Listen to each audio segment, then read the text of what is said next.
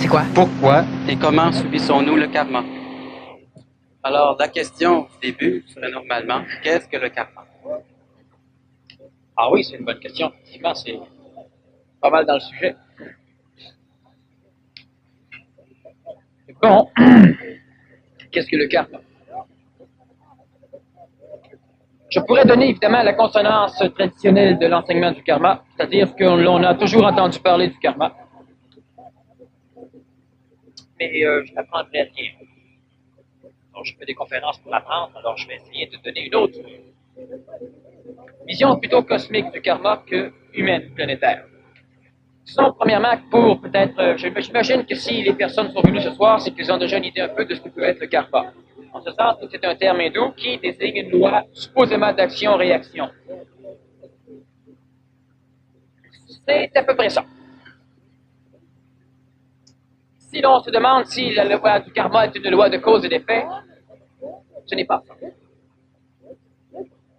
Donc, il y a une nuance.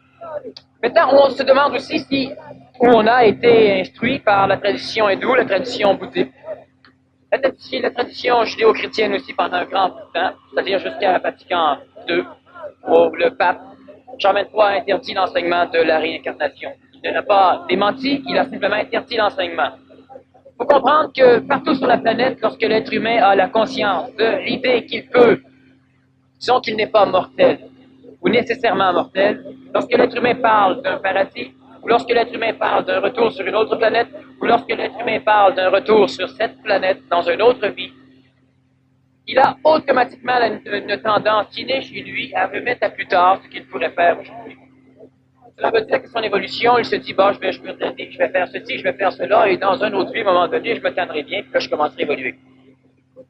Alors, on a donc vu naître des peuples, des races complètes, qui sont décadentes aujourd'hui, parce qu'ils ont toujours remis à demain, à une autre vie, l'amélioration de leur propre être-té. Lorsque Jean XXIII a décidé d'interdire l'enseignement de la réincarnation, il obligeait donc l'humain à ne plus penser qu'un jour, il aurait la possibilité de se reprendre. Alors l'être humain était donc instruit, dans cette religion du moins, la plus grande de notre planète, que s'il ne se sortait pas de son problème aujourd'hui, c'en était fait de lui. Lorsque la science se penche sur la naissance, ou sur la vie, ou sur la mortalité de l'homme, la science ne peut pas faire autrement que d'envisager une continuité. Alors la science est d'accord, elle aussi, pour l'idée même de la vie après la mort. Les médecins l'ont exploré. Mais même si on parle de médecine, ou même si on parle de science, évidemment, personne ne peut prouver une chose qui n'est pas de ce monde, avec des outils de ce monde. Seul celui qui meurt sait. Et le problème, c'est qu'il ne peut pas dire que ça. Certains êtres humains ont donc essayé de conserver dans leur philosophie ou dans leur concept l'idée de la réincarnation. La réincarnation implique obligatoirement l'idée même du karma. Lorsque tu tues par l'épée, tu périras par l'épée. Cela veut dire pèse tes actes, parce qu'au bout de tes actes, il y a des conséquences. C'est ça le karma. Alors que l'on parle d'un karma bouddhique, que l'on parle d'un karma chrétien, que l'on parle de n'importe quoi, c'est la conséquence. Qu'est-ce qu'est le karma du chimiste? Lorsqu'il mélange deux produits, la conséquence. Si ça saute, c'est son karma. Si ça ne saute pas et si ça se transforme en or, c'est aussi son karma. Souvent, de par l'enseignement traditionnel, on s'illusionne que le karma est obligatoirement une chose négative, une punition. On doit payer son karma. On ne peut pas payer son karma. On peut subir, mais on doit vivre. Le karma n'est pas une punition, le karma est une conséquence. Il peut être une punition parce qu'accepté comme étant une punition par certains humains, il peut être une leçon pour les êtres un peu plus intelligents et il peut être un résultat extrêmement positif. Donc, le karma, comprenons simplement, premièrement, que le karma, c'est une loi de rétribution. Chaque geste posé entraîne obligatoirement une conséquence. Lorsque je mets de l'eau dans un verre, le karma, donc la conséquence de mon geste, Mon karma sera que le verre va se remplir. Et voilà. Si j'en mets trop, il y a aussi un autre karma. Le karma, c'est qu'il aura de la difficulté à boire son verre. Je vais prendre le mien parce qu'il est brillant, il risquerait de prendre le mien. Voilà, on appelle ça une manipulation.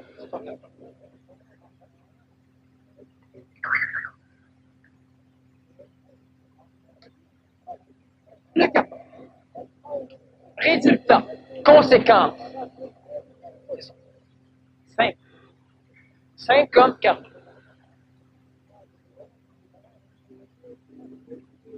Si nous regardons le karma du point de vue autre que du point de vue mécanique, le karma du point de vue cosmique,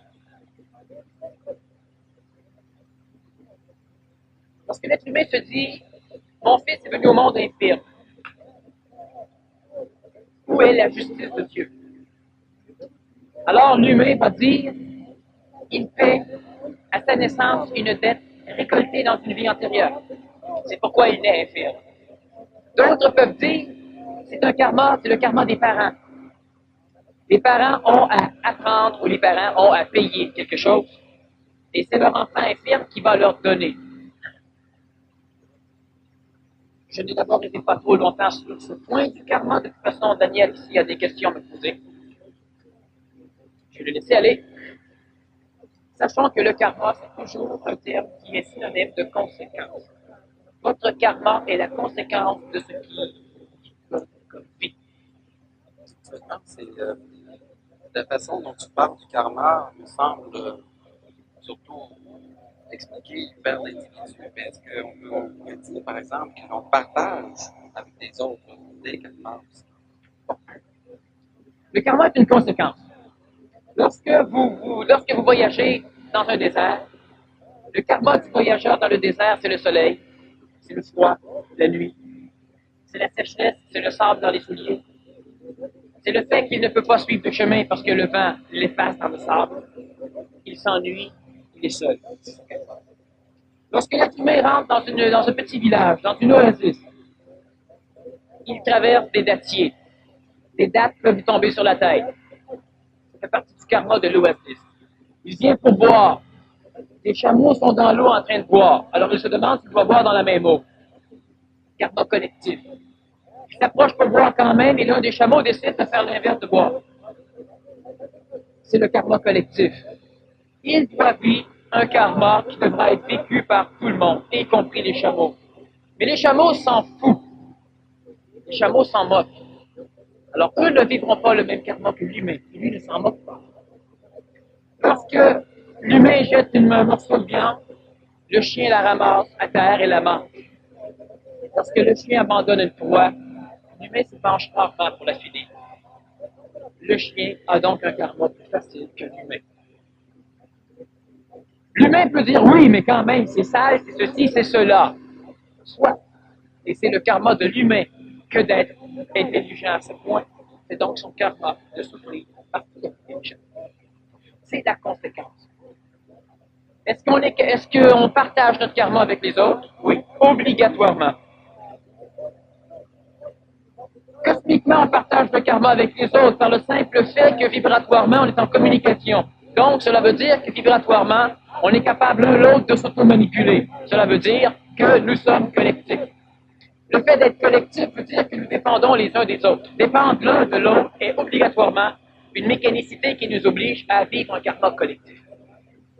Si un jour on décide de détruire Montréal à coup de bombe atomique, si vous restez à Montréal, vous serez détruit.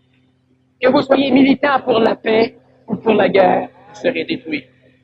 La personne va dire, oui, mais j'ai toujours, ou la personne qui est morte, elle a toujours œuvré pour la paix. Alors pourquoi Dieu l'a-t-il tué pendant une guerre? Dieu n'a rien à voir là-dedans, Dieu ne gère pas le karma est une mécanique. La personne voulait, militante pour la paix, profiter des bonnes choses de Montréal, automatiquement, elle devra aussi profiter des mauvaises choses de Montréal. Cela veut dire que même si une personne est pacifiste, même si une personne est pure et simple, même si une personne est parfaite, elle peut se faire attaquer, elle peut se faire violer, elle peut se faire voler, elle peut se faire frapper, elle peut se faire tuer. Elle est dans une région karmiquement comme ça. Et ça va être comme ça pour elle. Lorsqu'une personne traverse, il y a une personne à un moment donné qui, en Amazonie, a décidé de tenter le diable ou le dieu, et elle a voulu traverser le fleuve Amazon à la nage, malgré les piranhas. Alors elle s'est dit, je suis capable, je suis à un point énergétique vibratoire qui va me permettre Dieu va m'aider. Je suis maintenant important pour Dieu. Alors Dieu va laisser tomber les aiguillons et va venir m'aider. La personne, elle a plongé dans le fleuve Amazon, elle a traversé le fleuve, et elle est sortie de l'autre bord disant, vous voyez. Lorsque j'ai été au Pérou, dans l'Amazonie, j'ai aussi vu deux animaux traverser le fleuve. Le fleuve, il est large et sale. Le premier, il ne s'est pas rendu. Il ne s'est pas rendu au milieu du fleuve, que des gerbes de sang et d'eau volaient un peu partout et l'animal se faisait engouffrer par des piranhas. Beaucoup plus tard, un deuxième, je l'ai vu aussi traverser, il a traversé, il est sorti de l'autre bord, il s'est trouvé, il a continué sur une petite île. Est-ce que Dieu était avec lui? Non, c'est que lorsque l'on traverse le fleuve Amazon, là où il y a des piranhas, on se fait bouffer. Et lorsqu'on le traverse, là où il n'y a pas de piranhas, on ne se fait pas bouffer. C'est le karma. Lorsqu'à un moment donné, un Arabe a parlé à Thomas-Édouard Laurence, plus connu sous le nom Laurence d'Arabie, et lorsqu'il lui a dit « on ne pourra pas », c'est écrit. Laurence a rétorqué « on pourra », c'est écrit. Chaque humain peut croire qu'est-ce qui est écrit. Laurence avait raison, il faut croire, parce qu'ils ont réussi. Le karma collectif, on le connaît bien dans notre société. Vous êtes coupable de vol. Vous êtes coupable de complicité. Oh, mais j'ai pas voulu voler, moi j'étais... Non, mais vous êtes coupable de complicité. Vous avez logé le voleur, vous l'avez caché, c'est le karma collectif. Vous êtes dans une automobile, vous êtes avec une personne qui est ivre, son karma, c'est certaines choses. Si elle frappe un poteau, vous êtes dans son automobile, c'est le karma collectif. Vous n'étiez pas ivre. Mais l'ivresse peut vous tuer. C'est le karma collectif. Alors, à l'instant même où un être humain côtoie une autre chose karmiquement restreinte, il doit payer une partie, ou supporter, pour être précis, une partie du karma extérieur. Et automatiquement, à l'extérieur, supporte une partie du karma de l'individu. Lorsqu'on me demande pourquoi les enfants naissent infirmes, ils supportent le karma collectif. Lorsque l'on parle des enfants de la thalidomide, ils supportent le karma collectif. Lorsque l'on parle de n'importe quel genre de médicament ou de phénomène tout à fait normal, social, que l'on appelle, que ce soit la drogue, karma collectif, que ce soit la boisson, karma collectif, que ce soit les médicaments qui rendent malades ou qui créent des descendances problématiques, karma collectif. L'ivrogne, l'alcoolique, souffre d'une maladie sociale, on le sait. Mais on ne sait pas. Social, c'est le terme humain. Mais cosmiquement, il souffre d'une maladie karmique sociale.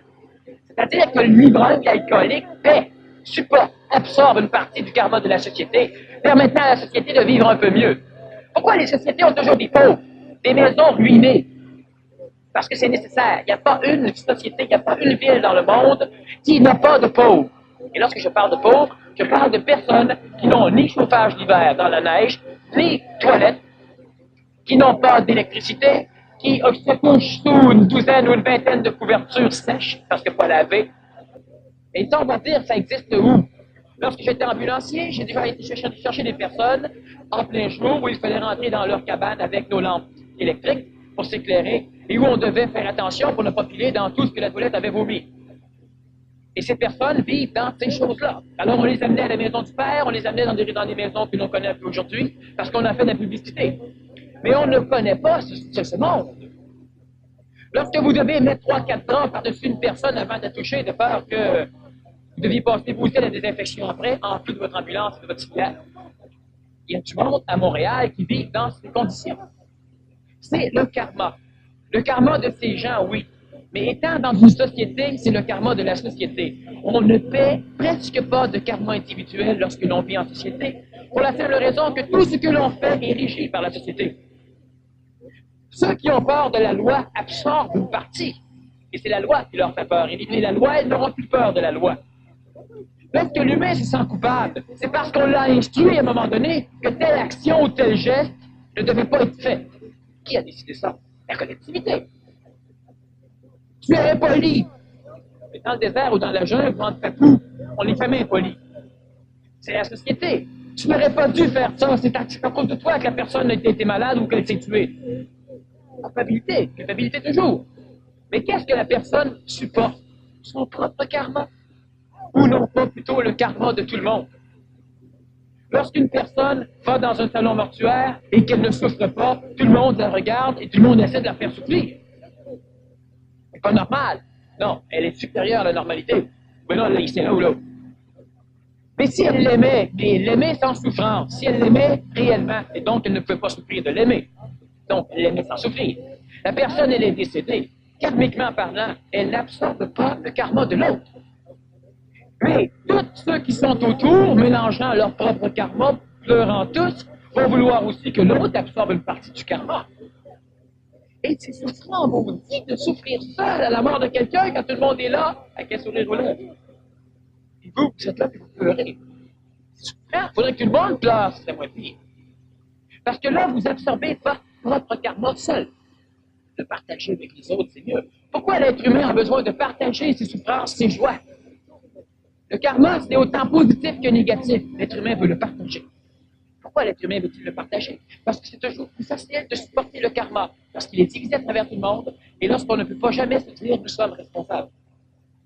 Le karma est collectif à l'instant où l'humain se rapproche d'une chose qui peut être karmisée. Donc, un animal, une plante, une forêt, tout ce qui est muable. La planète Terre, elle est muable, un tremblement de terre peut la bouger. Un ouragan ou un raz de marée peut la transformer. Vous êtes là, vous allez payer pour. Vous allez subir pour. Le karma, il est toujours collectif. Mariez-vous à un lépreux, vous allez en souffrir. Le lépreux va être mieux. Il partage son karma. Lui va être mieux. Mais vous, vous allez prendre une partie de son karma. Vous allez lui laisser une partie du vôtre, la santé. Lui va être mieux, moralement et tout ça. Et vous, vous allez être pire. On partage le karma. Maintenant, ça veut dire qu'on doit regarder une personne avant de vivre avec et se dire, bon, tu riche, tu ça, tu vas partager ton mauvais karma, moi, je vais partager avec le bon. Ben, on pourrait poser la question. Le problème, c'est que l'humain change. Et même la personne qui a un karma extrêmement bon sur le moment, étant régie par la collectivité, dans 2 ans, elle peut avoir un karma extrêmement mauvais. La compagnie peut faire faillite, peut se passer un vol, peut se faire attaquer, elle peut se faire frapper par un alcoolique et perdre ses 2 jambes.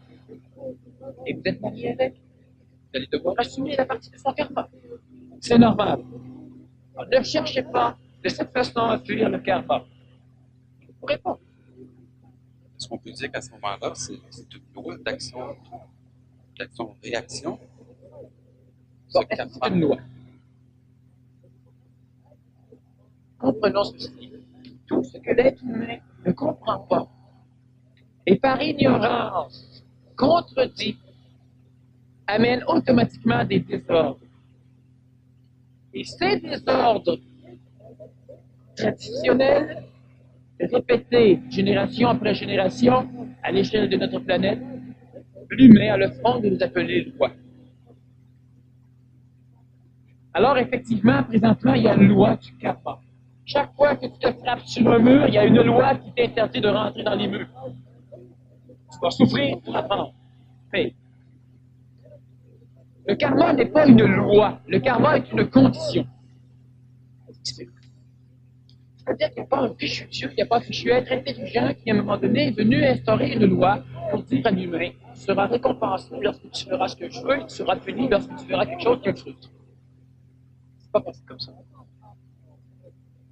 Cela veut dire que ce n'est pas une loi, mais on parle d'action-réaction. À chaque action, il y a une réaction.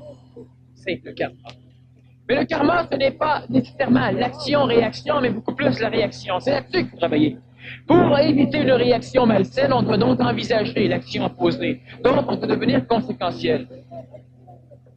Oui, il y a une personne présentement qui plante des clous dans les murs de ciment. C'est constaté. C'est le karma de tout le monde. Tous ceux que ça dérange vont donc vivre une partie du karma collectif. Parce que qu'est-ce que ça vous regarde même pas qu'il fasse du bruit? Ça regarde beaucoup plus le véhicule qui transporte le bruit. Lui, il est altéré, l'expression, l'air, le béton, tout ça. Mais lorsque l'humain se laisse attraper par ce bruit, il subit un karma, c'est-à-dire une réaction. Alors l'humain réagissant, vit un karma qui n'est pas le sien. Savez-vous que la majorité de tout ce qui vous arrive n'est pas pour vous? La grande majorité de tout ce que l'être humain souffre n'est pas pour lui. L'être humain souffre pour les autres. L'être humain souffre de voir son char brûler, que le char qui brûle pas lui. L'être humain souffre de voir un tremblement de terre. C'est même pas lui reste vivant. Remarquez que l'humain reste toujours vivant, parce que mort, il ne souffre plus. Donc l'humain est vivant pour souffrir, puis il souffre de quoi? Il souffre du reste. Il souffre des morts qu'il a vus, il souffre des photos dans le journal, il souffre de ceci, il souffre de cela. L'humain souffre. Et ça ne le regarde même pas. L'humain va dire, oui, mais c'est normal, on est humain, c'est normal qu'on souffre quand on voit des choses. C'est normal. Tant que tout le monde le fait. Quand tout le monde ne le fera plus, c'est normal, on va dire, c'est anormal. Voyons donc, j'ai renversé de l'eau ici, là, puis il y a du monde qui ont souffert. Je ne regarde même pas. Il y a du monde, oui, mais c'est normal, c'est le patron. C'est programmé. Le patron, je le trouve, il n'est pas là. Alors, on souffre de cela. Action, réaction, pensée à réaction. Ce n'est pas une loi, par contre, c'est une condition. C'est-à-dire, qu'est-ce qu'une condition? Lorsqu'un jour vous allez arriver à comprendre clairement ce qu'est une condition, il y a une grosse partie de votre évolution souffrante, douloureuse qui va disparaître. Une condition, une loi, on la contourne. Une loi, on veut y échapper. Une condition, c'est inconditionnel. Ce n'est que ça. Lorsque l'on prend l'idée que c'est une condition, prenez votre main normale et placez-la sur le rond du poil lorsque le rond est rouge. Il y a une condition, ce n'est pas une loi. Dieu ne vous interdit pas de mettre la main sur un poil allumé. C'est une condition, c'est une mécanique. Dans la condition actuelle de la vibration des molécules dans le rond et de la condition actuelle des vibrations des molécules dans votre main, il y aura un ajustement. Les molécules de votre main tendront à augmenter en vibration pour rejoindre les molécules du rond. Les molécules du rond tendront à rabaisser en vibration pour rejoindre la vibration de la main. Cela veut dire que le rond rouge, chaud, va donner de sa chaleur à votre main pour aider les molécules de votre main à augmenter en vibration. Dans le contexte humain, on appelle ça se brûler. C'est une condition. Certains vont dire, oui, mais si tu augmentes ta vibration, tu arrives à pouvoir... Il y a des personnes qui marchent sur des chardons ardents. Ils ont augmenté leur vibration. Ils ont transformé la condition. Pas question d'eau. Ils ont transformé la condition. Si leur vibration est la même chose que le rond, ils ne seront pas brûlés. Si elle est plus haute que le rond sera brûlé. Le rond, ça ne paraîtra pas. Les autres seront intacts. Ils ont changé la condition. Lorsque, par exemple, on prend des habits et qu'on met le feu après, ça brûle. C'est une condition. L'être humain ne peut pas brailler d'une condition. S'il se met un habit d'amiante, ça ne brûlera plus. Il a changé la condition. Et l'humain ne peut pas brailler d'une condition. Lorsqu'il pleut, c'est une condition. Ce n'est pas une loi, ce n'est pas un ceci, ce n'est pas un cela. C'est comme ça que notre planète est bâtie. Si l'être humain, reliant l'antique religion, dit c'est ainsi que Dieu l'a créé, ça ne change rien. Ça reste pour l'être humain une condition. Ce n'est pas une loi. Il n'y a personne qui décide que vous allez payer ou non. Ceux qui ont souffert de boire de l'eau et traverser, hey, qui a décidé, eux? Personne d'autre. Qui décide à un moment donné de souffrir parce qu'il a entendu parler ou parce que ceci ou qui décide d'être inquiet? C'est une condition. Les choses extérieures sont conditionnelles. Mais la condition est inconditionnelle, on ne peut pas la changer. On ne peut pas changer, je veux dire, la relation entre la condition et ce qu'elle est. Lorsque vous voyez, j'en ai parlé dernièrement, lorsque vous voyez un chevreuil se faire tuer par un loup, on souffre. Et lorsque vous voyez un loup se faire tirer innocemment par un chasseur, on souffre. Et pour que le loup vive, il faut qu'il tue le chevreuil. Pour que le chevreuil vive, il faut qu'il mange les fleurs, il faut qu'il mange les feuilles du bouleau, il faut qu'il arrache les corps et tous les arbres. C'est condition, c'est une condition. Alors l'humain n'a pas à souffrir de voir la mécanicité de la condition. Lorsque l'humain souffre, que l'humain a un orgueil suprême qui lui fait dire ça ne devrait pas. Qui il est, lui, pour dire ça ne devrait pas dans la condition où il est? Rien. L'humain est au-delà de l'être humain. C'est-à-dire que l'humain n'est pas un champignon. Sauf que lorsque l'humain est dans une condition de champignon, il ne peut pas décider que le chevreuil devra vivre sans manger, et que le loup devra vivre sans manger, et que le chasseur devra avoir du plaisir ailleurs qu'en tuant. L'humain, à l'époque actuelle de son évolution planétaire, ne peut pas. Alors il y a des conditions. Et ça, c'est une chose, c'est un karma. Un karma écologique, un karma planétaire. Sauf que l'être humain ne devrait pas souffrir.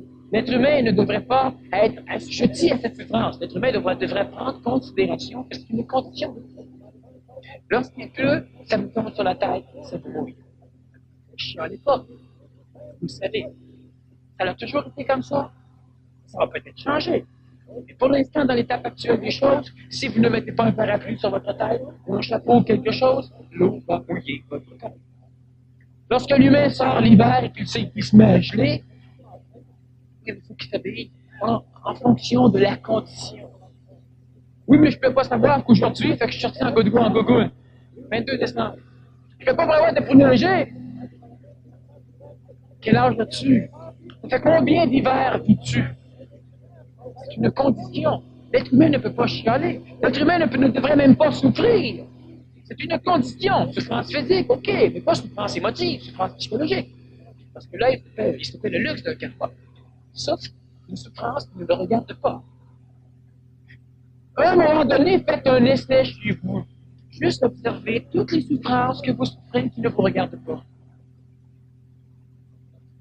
Et vous ne serez plus des êtres souffrants tellement. L'être humain va dire, oui, mais si je ne souffre plus de voir quelqu'un souffrir, je ne voudrais plus l'aider. Non! Si tu veux aider quelqu'un parce que tu souffres, c'est pas lui que tu veux aider, c'est toi. Quand il souffre plus, tu vas être bien. C'est pour être bien que tu veux l'aider. Mais quand tu ne souffres pas de voir quelqu'un souffrir, t'es bien. Quand t'es bien, tu peux intelligemment penser. Et là, tu peux te dire, est-ce que c'est intelligent ce que je fais?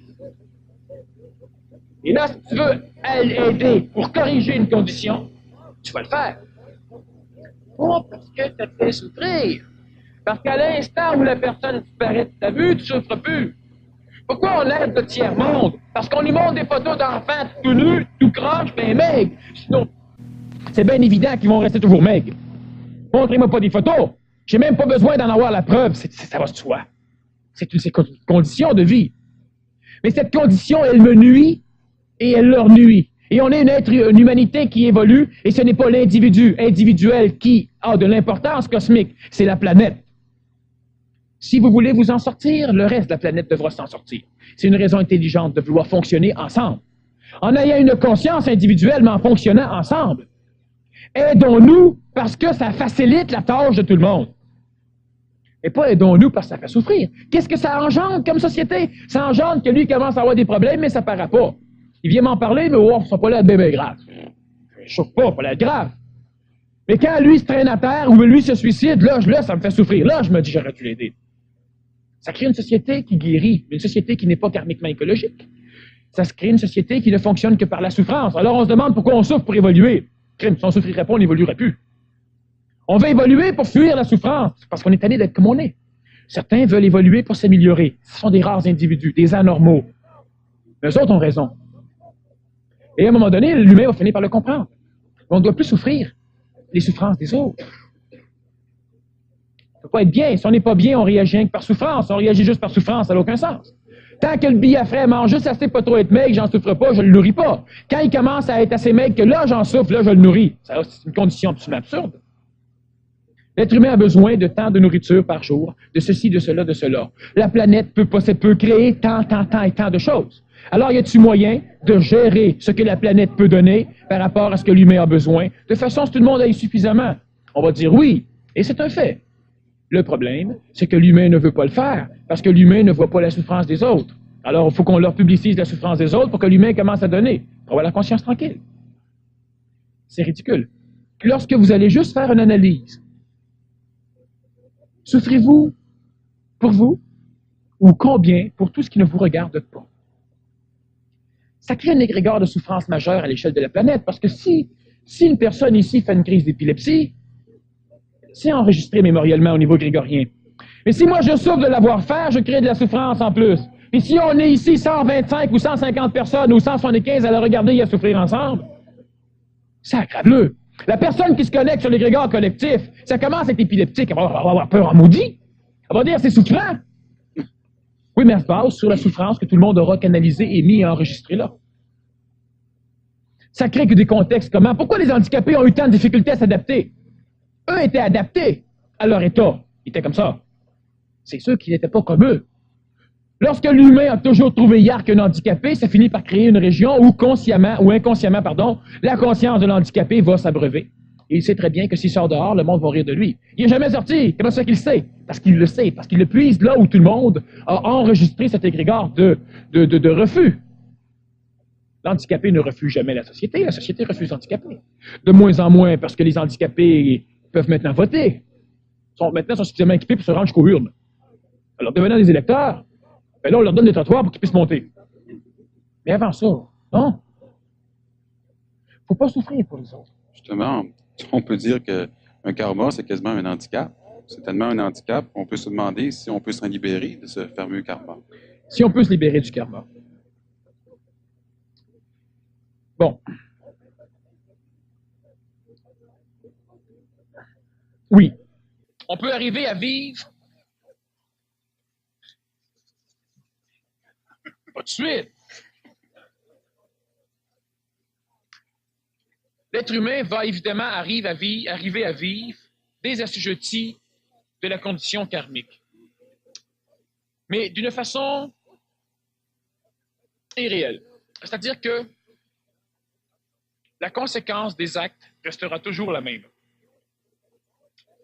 Lorsque l'être humain est suffisamment intelligent, donc relié à un savoir instantané, je ne fais pas référence à l'intellectuance qui permet à l'humain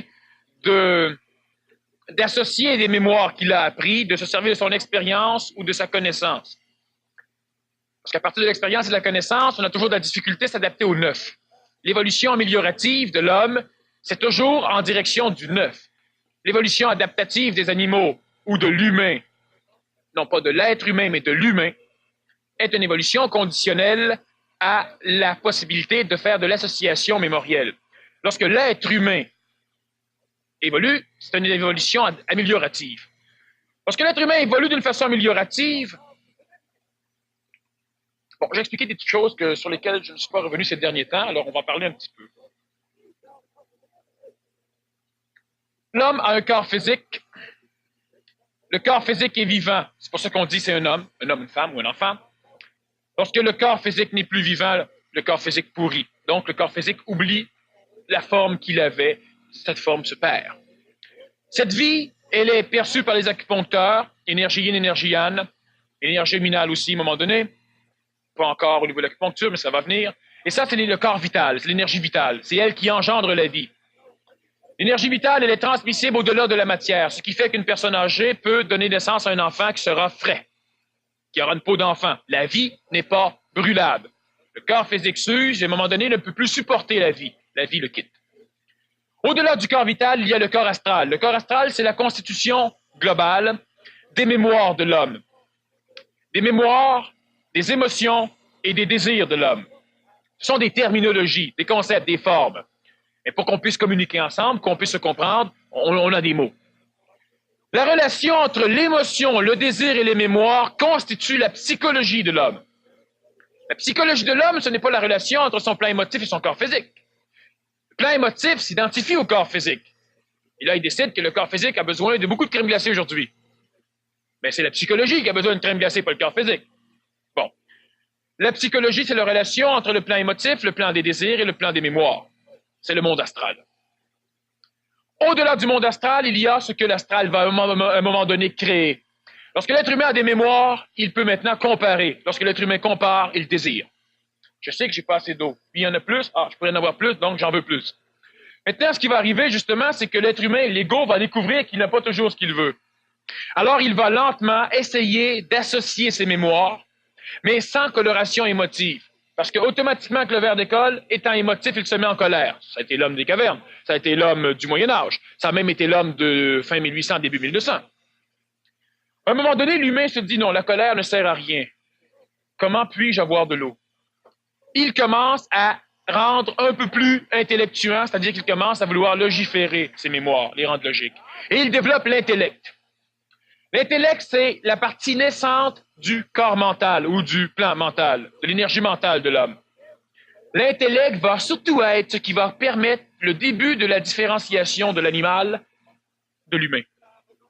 Lorsque l'humain a un intellect, il est donc maintenant capable de penser mathématiquement, logiquement.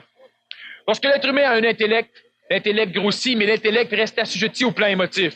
Alors l'humain a peur émotivement, il demande à son intellect, bâtis-moi une bombe nucléaire, bâtis-moi des armes, bâtis-moi un F-18. Vous savez qu'il faut une mode de technologie. Sans émotion, bâtir un F-18. Mais à quoi il sert le F-18? À assouvir la peur émotive de l'humain.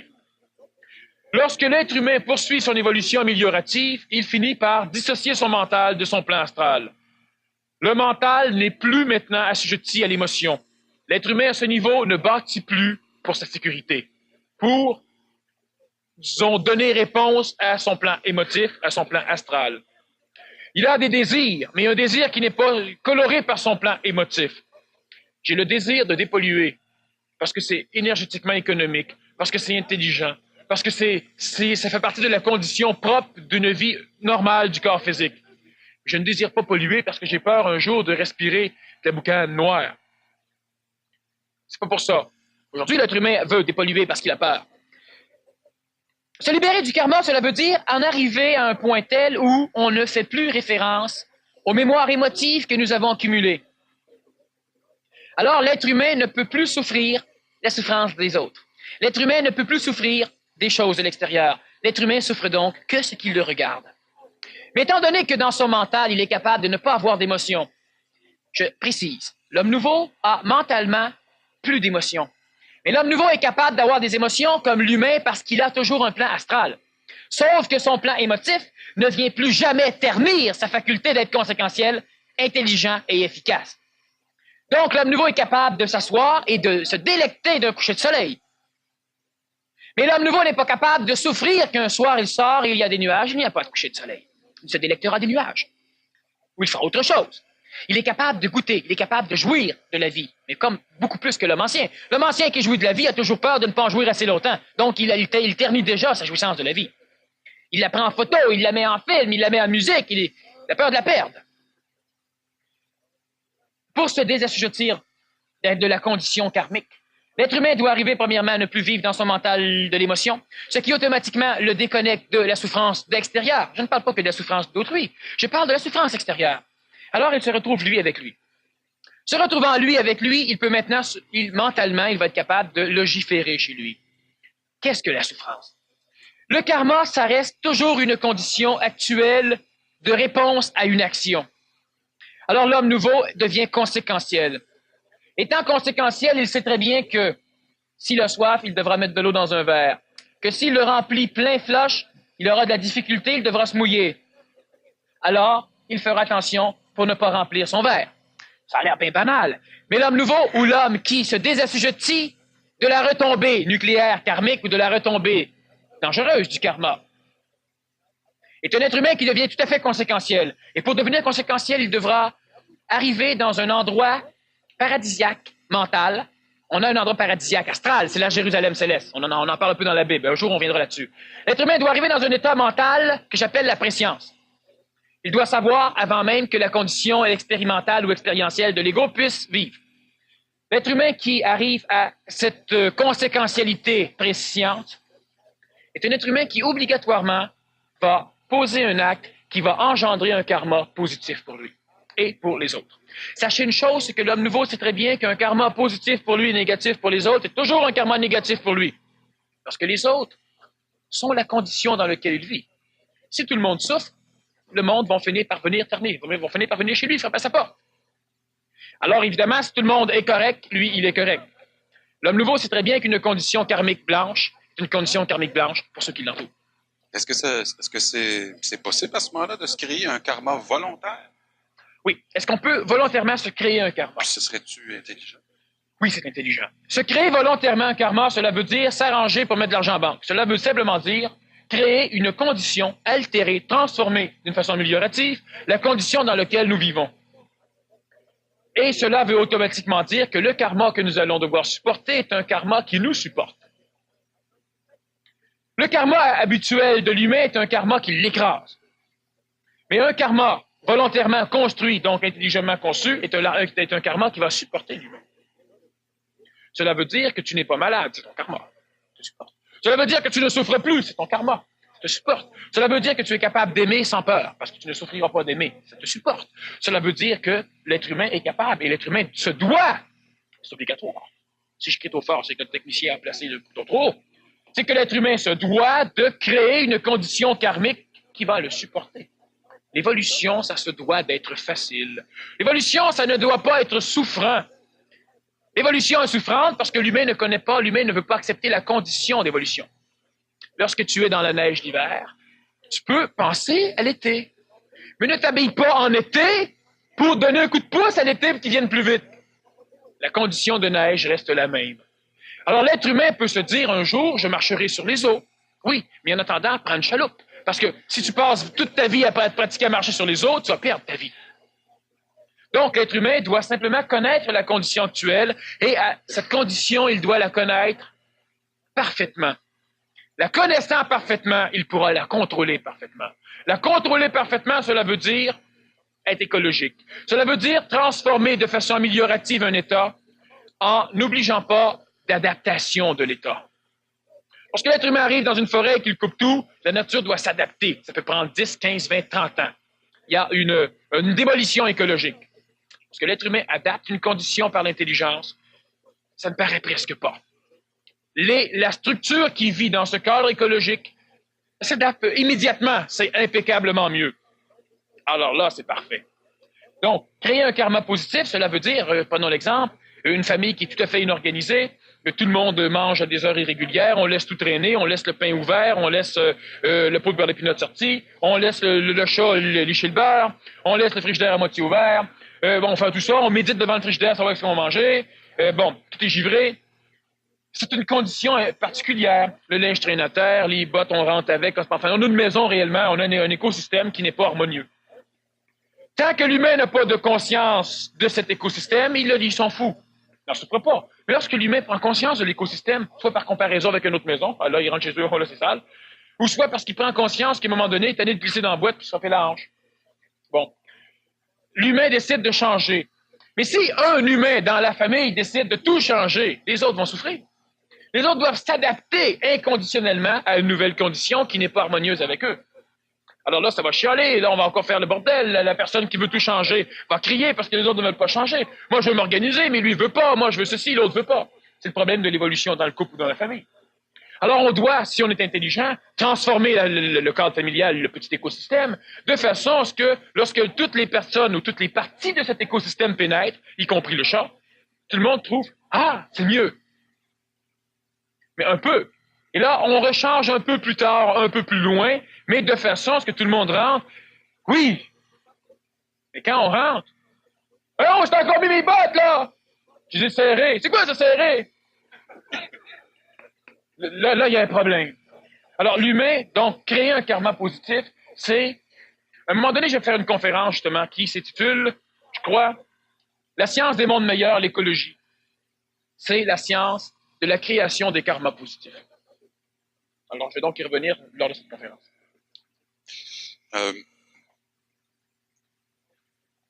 Tu parlais disons que je parlerais de l'homme transitif ou de l'homme nouveau. Où pourrait se situer ce qu'on pourrait appeler dans le même ordre de questions, si on peut se créer un karma positif, est-ce qu'un karma pourrait devenir inkarmique? Bon, le karma inkarmique, oui.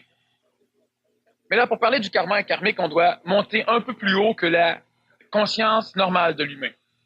Donc, ce serait plus qu'à l'homme transitif? Oui, un karma inkarmique, oui, c'est l'homme nouveau. Ou encore le double éthérique. Le karma inkarmique est justement la faculté. Dans l'ancienne religion, on parle d'un plan de Dieu. Connaître le plan de Dieu à la lettre, c'est simplement connaître la mécanicité qui instaure le plan de Dieu. Connaître la mécanicité qui instaure le plan, c'est connaître l'inkarmicité. Cela veut dire, est-ce que dans la création actuelle, est-ce que le karma peut être une chose qui est inexistentielle quelque part dans notre univers? Non. Le karma est toujours là. Sauf que dans certaines régions, ou dans certains mondes parallèles, ou dans certains plans de conscience, que l'humain peut à un moment donné toucher, d'ailleurs que l'humain va aller chercher, il y a des régions qui sont inkarmiques, en ce sens qu'ils font partie du karma inkarmique. Le karma inkarmique, c'est lorsque vous voulez faire quelque chose et que tout ce que vous faites est obligatoirement ce qui devait être fait. Lorsque le Nazaréen disait ne pas faire sa volonté, mais faire la volonté de son Père dans les cieux, je refais une petite notation, c'est que le ciel du Nazaréen, c'est l'enveloppe astrale, c'est le monde des morts de notre planète, dans lequel se trouvent les premiers dieux, le diable, les Lucifer, enfin un être de lumière déchu, et tout le phénomène égrégorien de toutes nos religions. Dans le ciel, il y a plusieurs religions. On peut appeler ça le ciel, le nirvana, ou etc., mais c'est le ciel. Sauf que le Nazaréen parlait du ciel, et lorsqu'à un moment donné, il s'est connecté à des plans légèrement plus hauts que le ciel, il a parlé des cieux. Les cieux, 3 cieux, il a parlé des cieux. Lorsque nous vivons la partie inkarmique du karma, cela veut obligatoirement dire que l'être humain est désassujetti du plan mémoriel, donc déconnecté du plan des morts, donc tout à fait, il n'est plus l'esclave du monde du ciel. Donc l'être humain rentre dans une région qui reste spatio-temporalisée, donc qui est toujours régie par une mécanicité conditionnelle, donc des conditions d'évolution. Et automatiquement, dans les cieux, l'être humain qui fait la volonté des cieux, donc ou du Père dans les cieux, selon celui qui va parler, lorsque l'être humain est en relation directe avec une partie de son esprit qui fait partie de ces cieux, il vit un karma inkarmique, c'est-à-dire que tout ce qui se doit d'être fait est fait. Lorsque le Nazaréen disait « Mon heure n'est pas venue », ben c'est ça ne sert à rien. S'il aurait voulu anticiper une chose plutôt qu'une autre, il aurait souffert un karma planétaire. Mais son heure n'était pas venue. Pourquoi? C'est que les conditions planétaires, visualisées dans sa conscience extraplanétaire, donc dans la conscience de l'Esprit Saint ou de l'énergie supramentale, c'est la même chose, le savoir instantané, les conditions parfaites pour l'accomplissement d'une chose ne sont pas encore là. Dans le contexte matériel, ce n'est pas prêt. Dans le contexte vital, ce n'est pas prêt. Dans le contexte psychologique, non, l'humain, le ciel n'est pas prêt à recevoir la crucifixion du Nazaréen, par exemple. Dans le contexte mental, ce n'est pas prêt. Dans le contexte supramental, c'est prêt. Le Nazaréen savait donc qu'il devait passer par la croix pour descendre aux enfers pour finaliser une chose. Lorsque le Nazaréen va à une table et qu'il dit « Il y aura quelqu'un parmi vous qui devra me trahir », enfin, c'est ce qu'on a relaté, mais c'est pas tout à fait ça. Il a choisi le gars qui devait l'aider à finaliser la crucifixion. Alors il a choisi Judas. Judas n'a pas voulu, lui a dit « Sors, il va réfléchir. » Faux. Judas est parti. Lorsque le Nazaréen savait cela, pourquoi il n'a pas échappé? Il n'avait pas à échapper, c'est ce qu'il devait faire. Mais là, le temps n'était pas venu. Mais il le savait, consciemment, supramentalement. Donc, il le savait, où il y a un terme alchimique de l'énergie supramentale, l'énergie christique. Il était Christ, donc il le savait. Lorsque Judas est venu, Judas l'a trahi, parce que j'ai déjà compté, j'ai déjà expliqué, c'est que Judas a embrassé un prêtre de la secte essénienne, et les Romains sont venus prendre le prêtre. Ils lui ont demandé, est-ce que c'est toi le Nazaréen, enfin Jésus? Et Jésus à côté lui a dit, non, c'est moi. Et Judas l'a trahi. Et là, Judas s'est rendu compte que le Nazaréen devait mourir, Judas allait se pendre. Bon. Et tout ça, c'était autre chose. L'argent, on ne voulait pas, il donnait un service au Nazaréen. Le temps, l'heure n'était pas venue. Le temps n'est pas venu. Le Nazaréen est jeune, c'est maintenant le temps de m'occuper des choses de mon père. À 12 ans. Enfin, 12 ans et quelques mois. C'est ça. Lorsque tu vis un karma inkarmique, c'est que tu as une conscience qui englobe la planète, donc une conscience au minimum galactique, donc une conscience instantanée par rapport à l'humain, donc une conscience supramentale, donc une conscience christique. C'est la même chose. Lorsque l'être humain est en contact avec cette conscience christique ou supramentale, automatiquement, au niveau du plan terrestre, il vit un karma inkarmique. Ce qu'il doit faire est fait. Il ne fait jamais une chose qui ne doit pas être faite. Au niveau de l'écologie ou de la planétologie écologique du système dans lequel il vit. Est-ce que ça pourrait avoir un lien avec la construction du double éthérique? Bon. Le double éthérique, on l'a expliqué lors de la conférence Survivre à la mort. Lorsque l'être humain meurt, il se ramasse dans un monde, dans le plan morontiel. Un monde où il n'est pas mort, où il n'est pas vivant. Le monde où, si on fait massage cardiaque ou si on se sert de certains appareils, un monde où il peut revenir. Alors, le docteur Raymond Moody et un paquet d'autres ont justement expérimenté cette région. Alors, on dit l'homme vit après la mort physique. Mais c'est un monde où, effectivement, le plan morontiel. Lorsque l'être humain est dans ce plan, il se dirige lentement vers le monde des morts, vers le ciel. Mais le ciel est divisé en plusieurs parties. Une partie purgatorielle et une partie, disons, un peu plus céleste. Et il est évidemment, le ciel est inhérent à la religion ou à l'égrégore de l'individu. Tu ne peux pas te ramasser dans le ciel des bouddhistes si tu es chrétien. Lorsque l'être humain va dans ce plan morontiel, il y a lumière. Toutes les mémoires qu'il a accumulées dans le plan des morts l'attirent. Alors il se dirige vers le monde des morts. Et c'est là qu'il meurt une deuxième fois. J'ai suffisamment explicité autrement alors avant. Donc les personnes qui pourraient, disons, s'intéresser un peu plus, c'est ça. Ce serait de se procurer la conférence sur cassette. Comment survivre à la mort, quelque chose comme ça.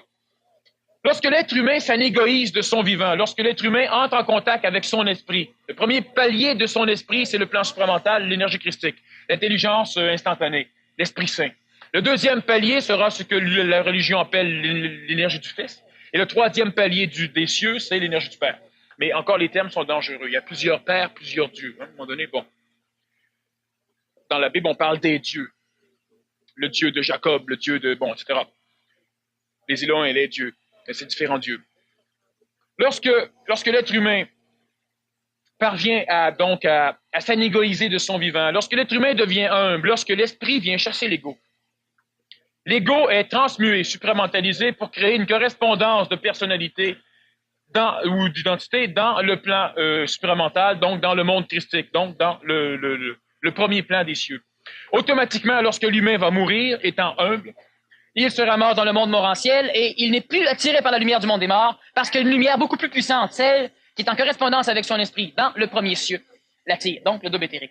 Éthérique parce que c'est relié à l'énergie vitale du corps, mais c'est supramentalisé, c'est ce qu'on appelle un corps de lumière. Le Nazaréen est apparu devant ses apôtres avec un corps de lumière. Et ce corps de lumière était le double éthérique terrestrifié. Lorsque l'être humain meurt, il va donc rejoindre ce double éthérique, mais à ce stade, automatiquement, il vit un karma, un karmique. Parce qu'il vit une bilocation, c'est-à-dire qu'il vit autant à l'expérience de la conscientisation dans le monde supramental comme dans le monde de la planète, qu'il soit mort ou non. Donc, on pourrait dire qu'à ce moment-là, l'homme nouveau, on pourrait dire que l'homme nouveau va peut-être avoir un karma, mais un autre karma ou... C'est que l'homme nouveau vit un karma, un karmique. Un karma, un karmique pour l'homme nouveau. Exactement. Oui, l'homme nouveau étant conséquentiel, il fait ce qui doit être fait. L'homme nouveau n'étant pas émotif, il ne fait pas ce qu'il désire émotivement faire. Si regardez ceci, est-ce que vous avez... Prenons l'exemple. D'ailleurs, Lao Tzu a déjà souvent répété, à l'instant où l'être humain fait un choix, la réalité est perdue.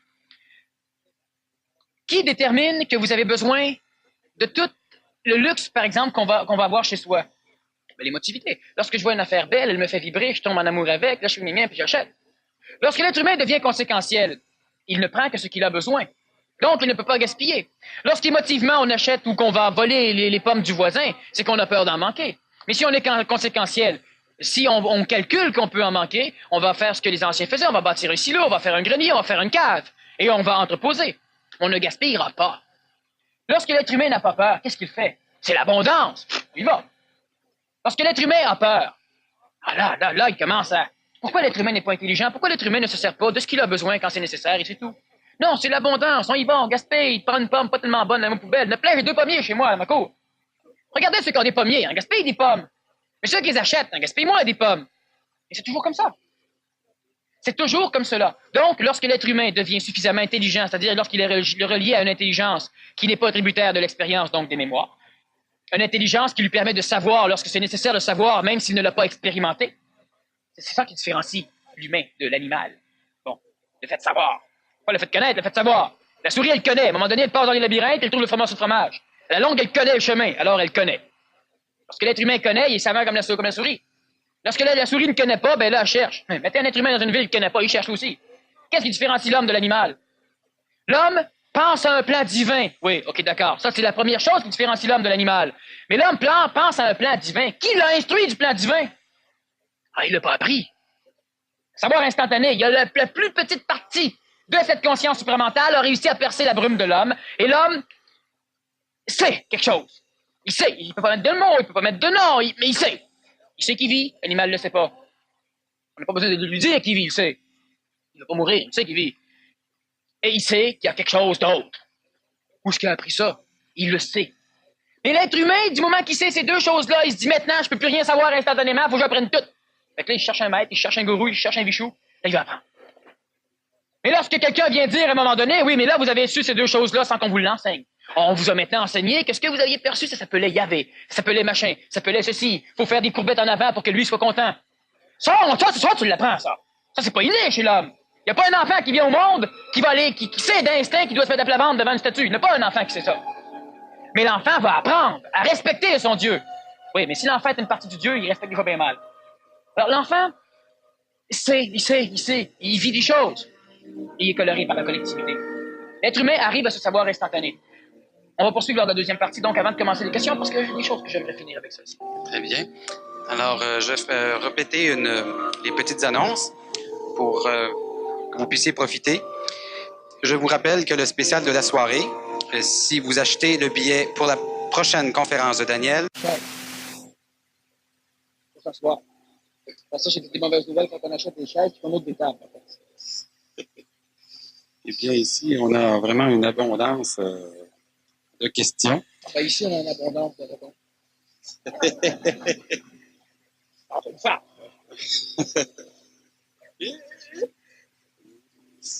Alors, moi, j'avais des belles questions, puis là, je peux pas m'empêcher de te les poser. Alors, je vous demande un petit délai. Alors, pour faire suite à ce qu'on pourrait appeler, ce que tu expliquais de karma inkarmique, je poserais la question, si le karma est inkarmique, pourquoi faudrait-il qu'une loi comme le karma existe? Oui, la question, elle est relativement intéressante. Oui. Si dans un monde tout à fait inkarmique, donc dans un karma tout à fait régi par de l'intelligence, dans un karma inkarmique, pourquoi y a-t-il des plans où on a un karma karmique? Pourquoi y a-t-il des régions, enfin, l'ensemble de la création est une région où le karma supporte? C'est l'intelligence. Et pourquoi y a-t-il une sphère où le karma écrase? La sphère humaine, la sphère planétaire. Il faut se poser la question s'il y a d'autres planètes ou d'autres régions de notre galaxie ou de notre univers ou de notre contingence d'univers. S'il y a d'autres régions qui sont sous nos karmas, c'est intéressant, mais ce n'est pas utile de savoir. Pourquoi y a-t-il qui ou enfin quoi ou qu'est-ce qui s'est passé pour qu'à un moment donné, l'homme sous tout l'univers, tout ce qui est, soit régi par une loi ou par une condition pour être précis, ou une action entraîne obligatoirement une réaction. Pour l'être humain, il va dire c'est normal. C'est normal parce qu'il a expérimenté. Tout ce qu'on expérimente devient normal. Maintenant, pourquoi? Exactement comme si je vous dis, je prends l'eau et l'eau, elle ne flotte pas dans l'air. Tout le monde va me dire, ben oui, mais c'est sûr, non, l'eau, ça tombe à terre. Oui, mais avant que l'être humain sache que l'eau tombe à terre, puis avant que l'être humain sache qu'il ne peut pas voler de ses propres bras, il s'est passé souvent le dos. Bon, alors, c'est normal, parce qu'on le sait. Mais qui savait, ici, que sur la Lune, on pesait 6 fois moins qu'ici? Ah, certains le savaient, parce qu'ils l'ont appris. Mais c'est pas normal. C'est normal dans la condition de notre planète. Ce n'est pas une chose qui non nécessairement est cosmique. L'eau ne descend pas vers le sol partout dans l'univers. Il faut comprendre simplement que le karma est une condition, une conséquence. À l'instant, c'est que le karma pourrait être précis tout en étant nébuleux. C'est que quand on est simple, quand on explique simplement, c'est toujours compliqué. C'est que le karma, c'est le karma que doit payer l'univers parce que l'univers est créé. Voilà. À l'instant même où on a eu la création, à l'instant même où on a eu l'espace et le temps, les deux se frictionnaient l'un l'autre, créant le déplacement. À l'instant même où on a eu la création, on avait déjà le karma. C'est le karma des créations que d'être karmique. Sauf qu'à l'instant où on a, dans la région, créativé pour être précis, parce que